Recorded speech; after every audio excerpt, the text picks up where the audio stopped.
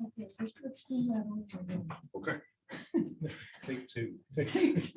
Yeah. More than human, merging real and virtual states of being. I don't want to see the thing on the screen. For arts, from arts and culture to wellness in a post-COVID world. So a key word here is more than human. We just heard a talk, keynote speaker, Charlie here, and he was talking about post-humanism. This is another concept where more than human is extending the human capabilities through the digital world. And that's something that you see here. You see this first image here. This is from an exhibit that was in 2019 at the Barbican. AI More Than Human. It was a magnificent exhibit and went through the whole history from past all the way to present, starting out in early Egypt and talking about this concept.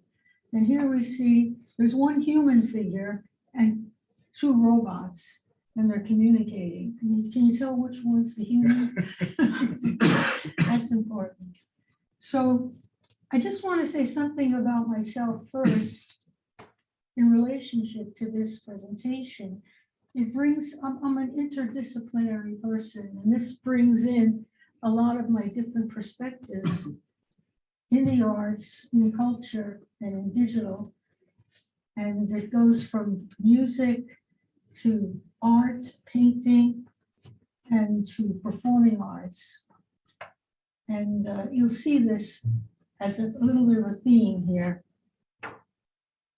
So right now, I'm a professor at Pratt Institute, and I bring these different aspects of what I do into my research.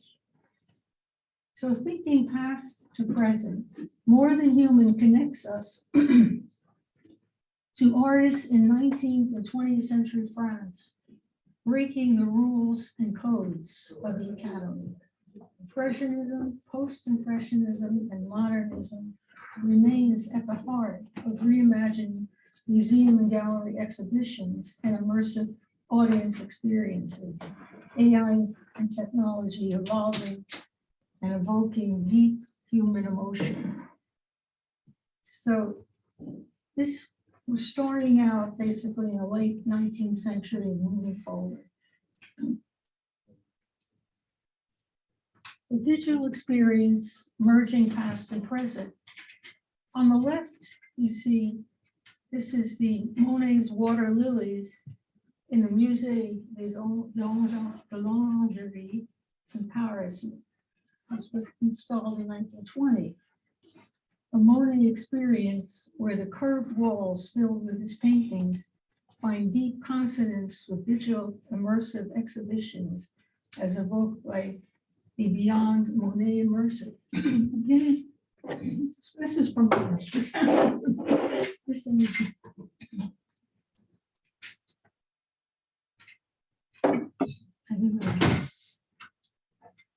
so this, you can see the curved walls of this gallery, and that really is insight that Monet had into the notion of immersive experience, but it wasn't digital, obviously, then.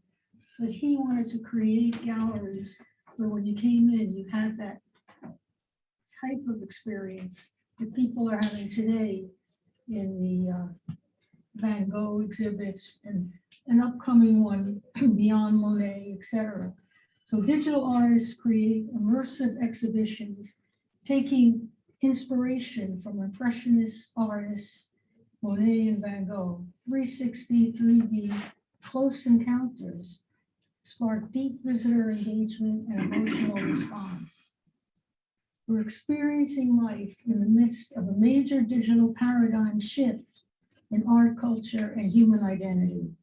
Converging forces are reshaping the arts landscape, merging real and virtual. So here we see on the right, Van Gogh's Starry Night. And this painting has really been iconic in the immersive experience that's happened just in the last couple of years. It's all started. And here we see an image from the first Starry Night exhibit at the Carrier des Lumières, Les Beaux de Provence in France, 2019. And it's Cultural Spaces produces this. And since this first foray into this type of immersive exhibit, it's become a global phenomenon. Literally millions of people go into these exhibits. Very unexpected. When it first started, people thought maybe this is just a cute idea, you know, is anyone going to go to this? And it turned out to be a major force in how we're thinking about exhibits and immersive experiences. There are other ways to achieve this, but so far this has been really a dominant force in this notion of using the digital to create an immersive environment. So I've written a poem about this, and I just want to say, in terms of my poetry, one thing that distinguishes it, I call it poetry in context. So it's writing something about something you're seeing or experiencing that you can demonstrate and put together. And that's kind of unusual in the poetry world. Most of the poetry world rejects poetry in context. But I think it's something that is an interesting idea.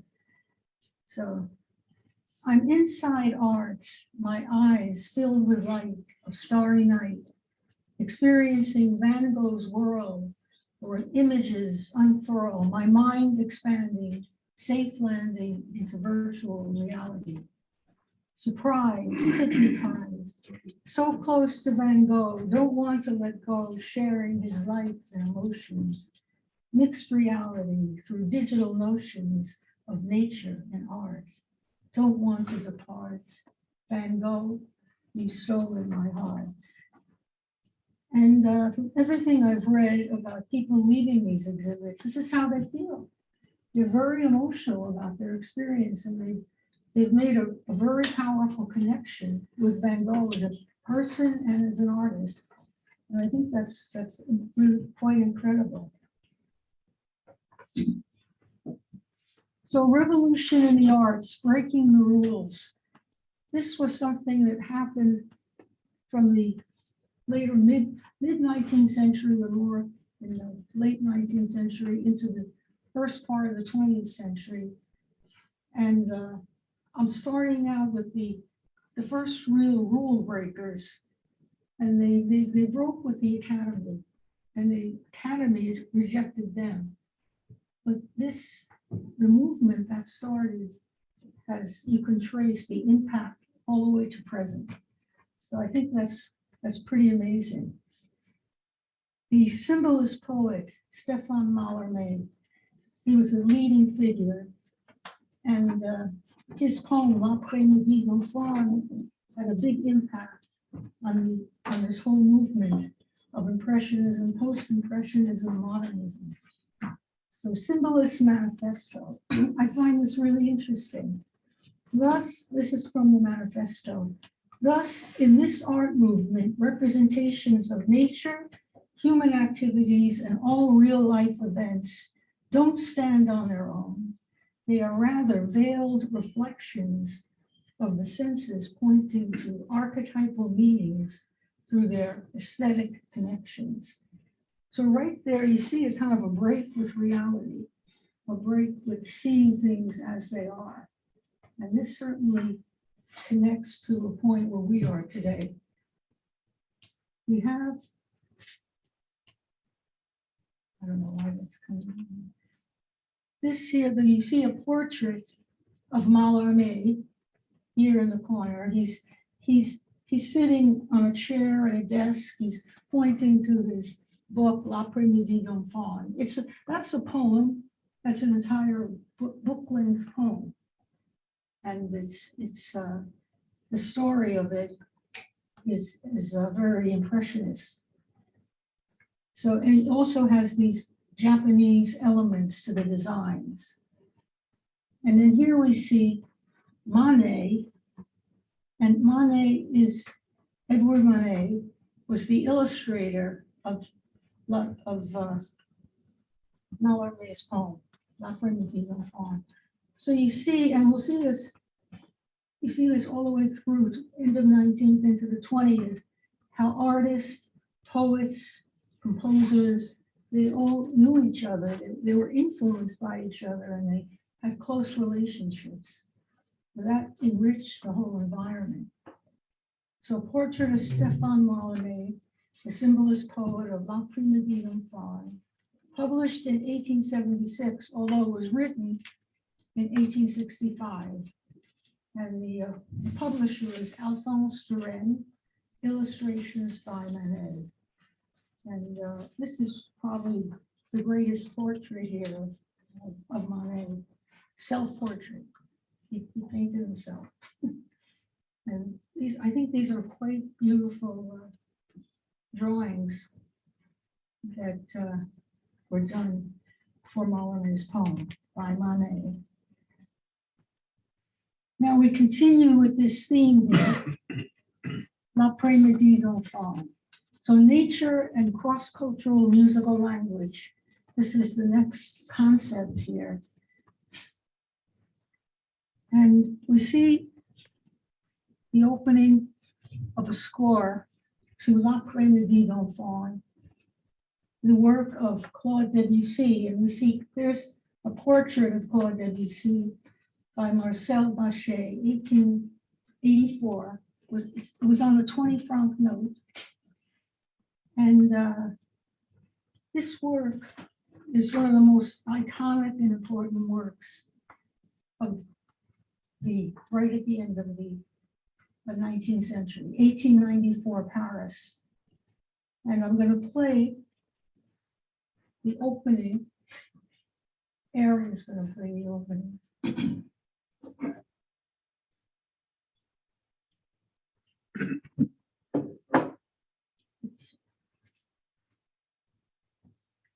You can follow along. We'll sing it. We'll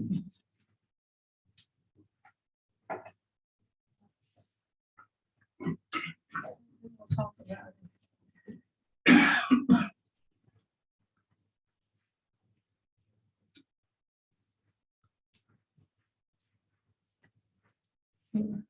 Oops. Kelly. Somebody's got their mic on it soon. What's happening? Okay, this is supposed to be the beginning. Okay, look, this, we want to hear the iconic opening solo.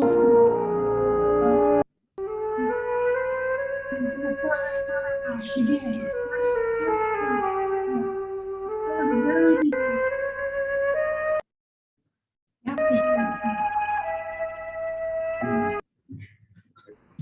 First note of the piece.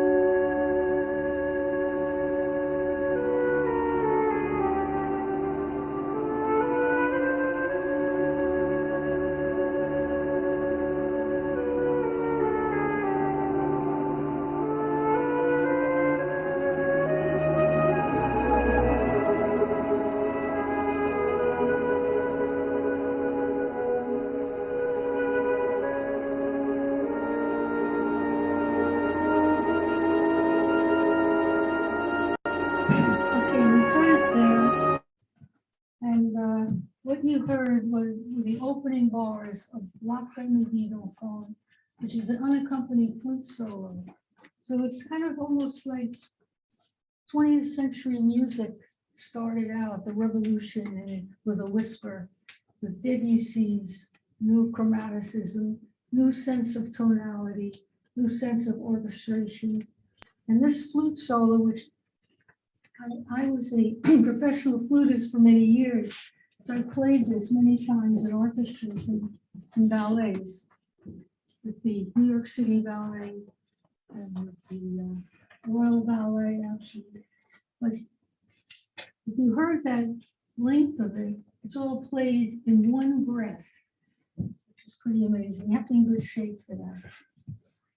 And this piece was shocking to the music world. And then the next piece of Debussy, this was 1894, his next major work in 1905, La Mer, the sea, was a total revolution in the way we heard sound. So chromaticism led to the next stage, which was with Arnold Schoenberg, was not with what they call 12-tone music.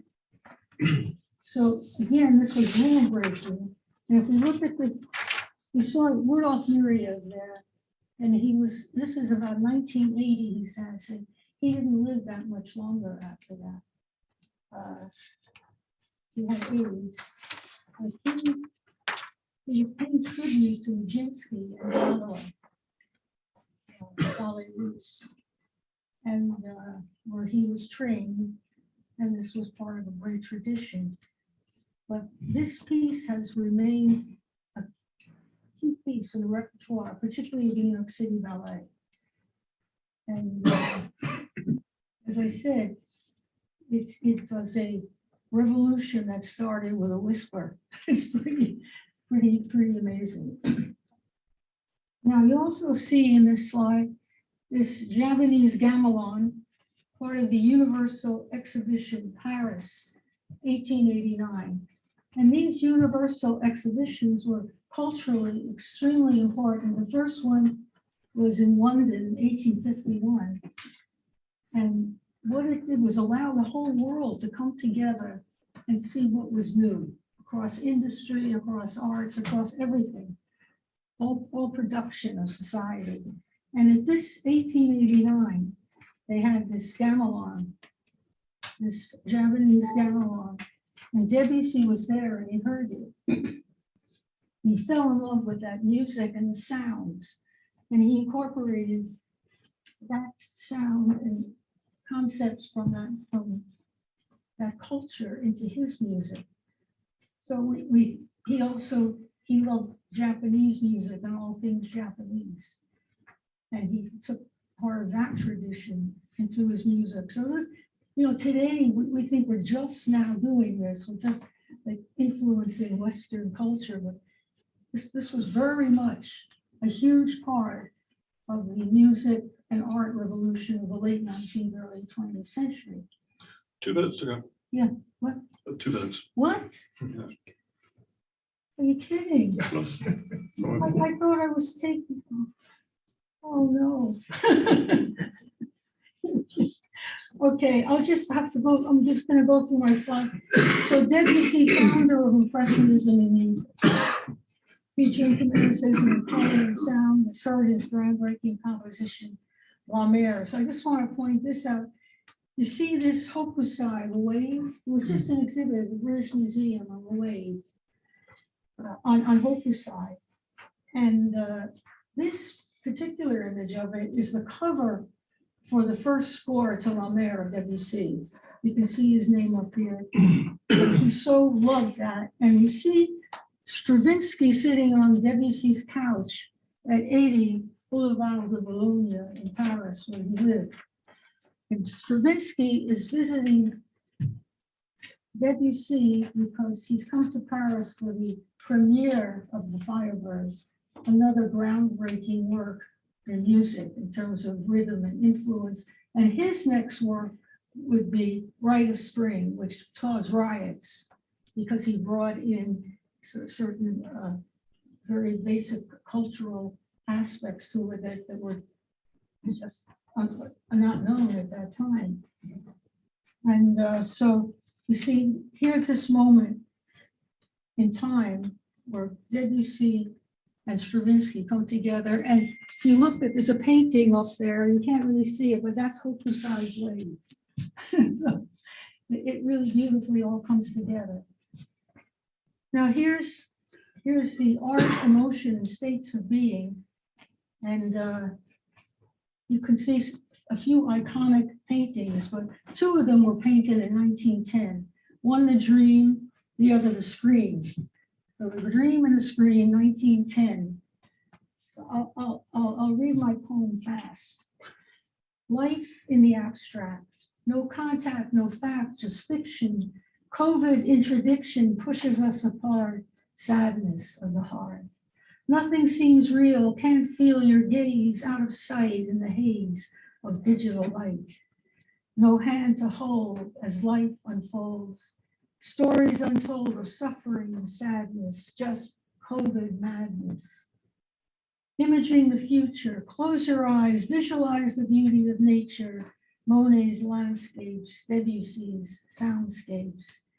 Escape from COVID, escape from grief.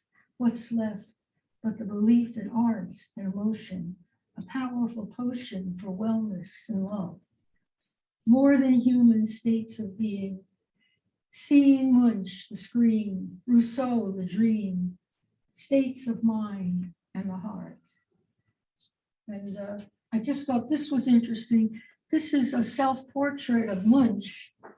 You see the screen here, his painting, and his self-portrait, and you see the similar waves of color and light.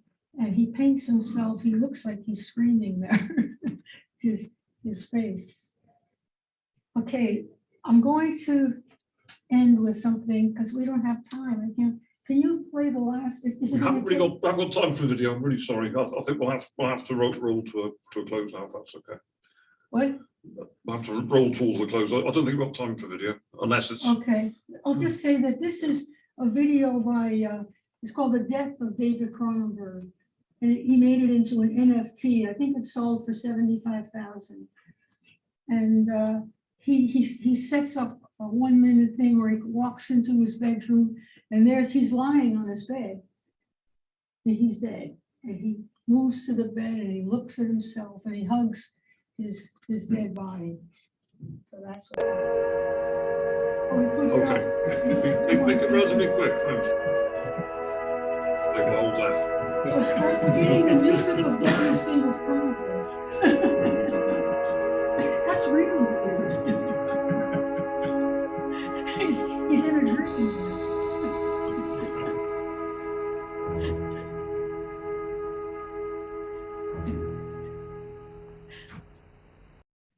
Okay. He jumps into bed with his dead body. He hugs his dead body.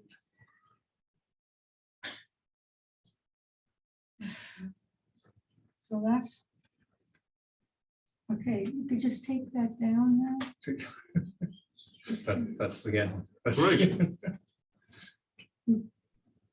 Okay, can you close out the poem?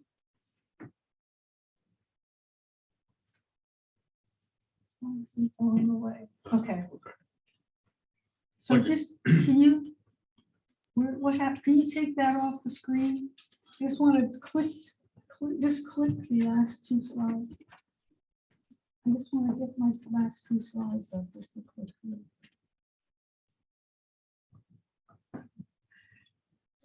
Okay, that's the one, the last one. Just a second here. Why doesn't it go down?